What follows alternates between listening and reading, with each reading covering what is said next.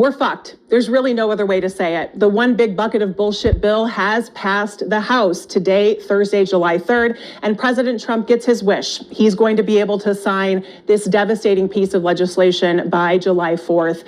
And if you disagree with me because you don't like my politics, you really need to rethink things. When we look over time at the impact of legislation like this, the bottom 95% of Americans continue to be harmed, while the top 5% continue to benefit. So you and me, if you're watching this video, whether we voted for the same person or not, we are in the same boat. And you keep punching holes in that boat because you want to protect billionaires. This ain't about emotions. This ain't about me being a crazy woman. This is about math. So look at the wealth redistribution that has happened in the United States since 1989. In 1989, the top 1% had 22% of the wealth. Today, they have over 30%. And meanwhile, the bottom 50%, their wealth has declined. These kind of tax policies is wealth redistribution from the bottom to the top. The Bush tax cuts in 2003, our revenue to GDP ratio has dropped significantly. And that has a huge impact on whether or not the United States can pay for essential things like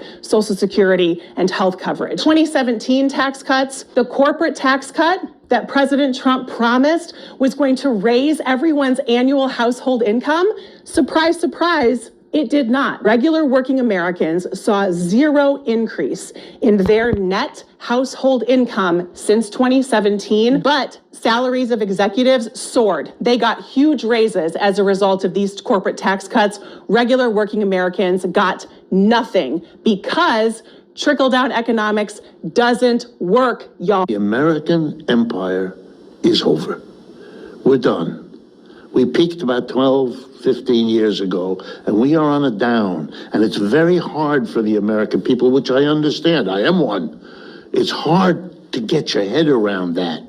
We've had a century of on the way up, which is a lot more fun than on the way down. But it does happen to every empire. We're only the latest. Look at the British, how far they've fallen. We're in that process. So the problem with the trickle down is, yeah, there might be more jobs, but they're going to be created in China. They're going to be created in Brazil. They're going to be created in India. They're not created here. We have the greatest level of corporate debt this country has ever seen, off the chart. The greatest level of personal debt, and we have the greatest level of government debt. Our government debt is now trillions of dollars greater than our annual output. That was not the case in the 20th century. It is the case now. What you're seeing is desperation politics. The whole Trump phenomena ought to say to you, wait a minute, these jerky moves that are out of whack, right? In recent days, we have seen the decision of the Trump administration to kiss the war in Ukraine goodbye. We're not doing that no more because we can't afford it. We can't keep funding a war, which, by the way, the West is losing, as anybody who pays attention knows. All of these things are signs of what? Of a country that is in trouble and is turning on its friends because it can to save itself. We're going to take over, we're going to get your energy for nothing. We're going to, make you build the wall, you in Mexico. Look what the genius in a way of Mr. Trump is that without understanding it, because clearly he doesn't, he feels in his own way, the way lots of people do, that there's something that necessitates going way beyond what has been done because our need as a society is beginning to show up.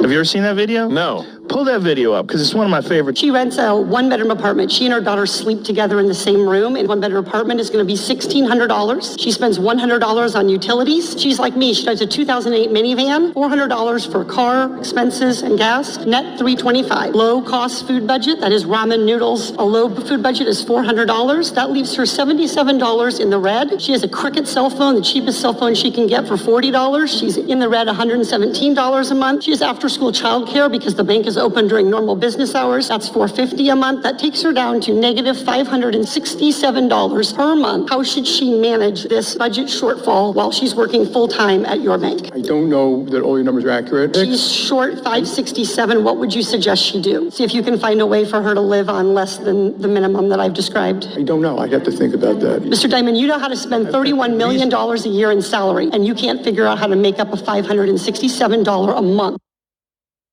Match on qualifying retirement contributions. Plus, feel secure.